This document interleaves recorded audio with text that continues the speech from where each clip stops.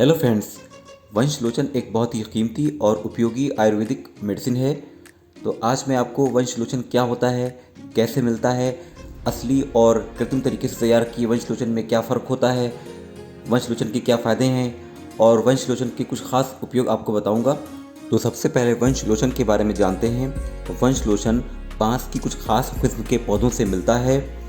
इन पौधों की गांठों के बीच से सिलिका युक्त सिक्रीशन निकलते हैं जो कि सूख कर अंदर की तरफ क्रिस्टल के फॉर्म में जमा हो जाते हैं। इनको वंशलोचन कहते हैं। इन्हें या तो सुखाकर या फिर भूनकर वंशलोचन प्राप्त किया जाता है मिलता है। ये देखने में मटमैला सफ़ेदी लिए हुए चमक के साथ होता है और मिट्टी की तरह लगता है। वंशलोचन में 70 से 90% तक सिलिका होता है और थोड़ी मात्रा में चूना और पोटाश होता है।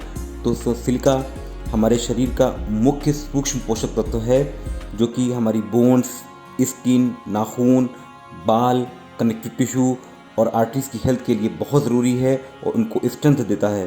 तो इसे ब्यूटी मिनरल भी कहते हैं।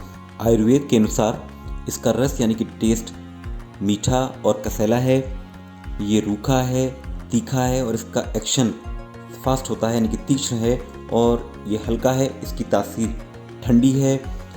वंशलोचन कफ को निकालने वाला, कामोद्दीपक यानी कि सेक्सुअल डिज़ायर को बढ़ाने वाला, इम्यूनिटी को बढ़ाने वाला, खांसी, सांस की बीमारियों, पुराने बुखार में बहुत उपयोगी है। यूरिनरी सिस्टम को क्लीन करता है, बॉडी की हीट को बैलेंस करता है और लंबी बीमारी के बाद आई हुई कमज़ोरी को दूर करता है। और ये बच्चों, जवान, बूढ़ों, महिलाओं और गर्भवती सभी के लिए उपयोगी है, फ़ायदेमंद है। दोस्तों, वंशलोचन को निकालना बहुत मुश्किल होता है, इसलिए आसानी से नहीं मिलता और बहुत महंगा मिलता है। मार्केट में कृत्रिम तरीके से यानी कि आर्टिफिशियली तरीके से तैयार किया हुआ वंशलोचन भी मिलता है जो कि देखने में बिल्कुल सफ़ेद वाइट क्रिस्टल की तरह होता है। इसे सोडियम और अमोनियम के सिलिकेट से मिलाकर बनाया जाता है।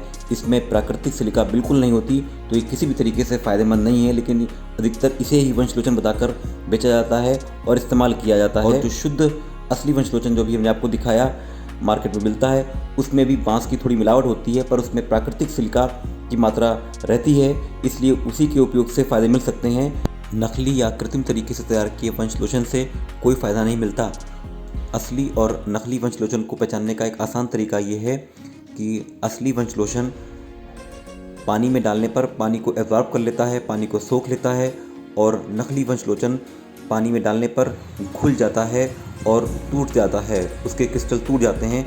पर असली वंशलोचन के क्रिस्टल में कोई चेंजेस नहीं आता, बल्कि वो थोड़े से फूल जाते हैं क्योंकि पानी को एब्जॉर्ब कर लेते हैं। ये बहुत आसान सा तरीका है, देख रहे हैं आप। इतनी देर पानी में भिगोने के बाद इनमें कोई चेंजेस नहीं आया। असली वंशलोचन को आग पर रखने पर उसमें कोई परिवर्तन नहीं होता और सिंथेटिक वंशलोचन को आग पर रखने पर उसका रंग रूप बदल जाता है। ये असली और कृत्रिम वंशलोचन को पहचानने के दो आसान तरीके हैं। सीतोपलादी चूर्ण खांसी की एक बहुत मशहूर आयुर्वेदिक दवा है जिसमें 25% तक वंशलोचन होता है।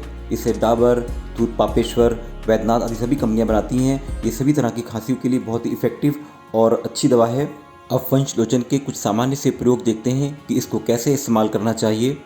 खांसी और अस्थमा में बलगम की समस्या को कम करने के लिए वंशलोचन 1 ग्राम और पिपली का पाउडर आधा ग्राम ऐसी 2 डोज सुबह शाम शहद से 1 महीने तक लेने पर अस्थमा में बलगम की समस्या कम होती है और खांसी में 1 हफ्ते में अच्छा आराम होता है। छोटे बच्चों को खांसी की समस्या होने पर शुद्ध वंशलोचन 250 मिलीग्राम दिन में 2 से 3 बार शहद से मिलाकर चलाने पर 1 हफ्ते में ही अच्छा आराम होता है।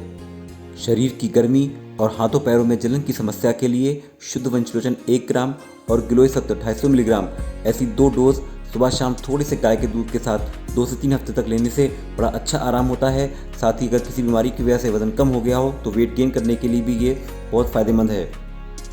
इम्यूनिटी बढ़ाने के लिए और स्किन, बोन, नेल, बाल और लंग्स की अच्छी सेहत के लिए 100 ग्राम गुड़ को 100 ग्राम पानी में घोलकर गाढ़ी चाशनी बना लें। उसमें फिर 25 ग्राम देसी घी मिलाएं। बाद में उसमें 50 ग्राम वंशलोचन और 50 ग्राम आंवला पाउडर मिलाकर गाढ़ा होने तक पका लें। ठंडा होने पर इसमें 50 ग्राम शहद मिलाकर जार में रख लें।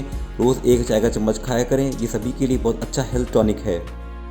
3/4 ग्राम वंशलोचन को 3/4 ग्राम कमलगट्टे के बीज और 1.5 ग्राम मिश्री के साथ दूध में मिलाकर दिन में 2 बार लेने से यूट्रस हेल्दी होता है और मिस कैरेज बार बार होने की समस्या के कारण जिन लोगों को हेल्दी प्रेगनेंसी नहीं होती उनके प्रेगनेंसी होने के चांसेस रहते हैं। शुक्राणुओं की वृद्धि और वीर्य के पतलेपन को दूर करने के लिए वंश लोशन 1 ग्राम, छोटी इलायची के बीज 250 मिलीग्राम और मिश्री आधा ग्राम, ऐसी 2 डोज सुबह शाम गाय के दूध से लेना चाहिए। कम से कम 3 महीने तक इस्तेमाल करें। दोस्तों वीडियो अच्छा लगा हो तो लाइक करें, सब्सक्राइब करें, दोस्तों तक फॉरवर्ड करते रहें। Thank you.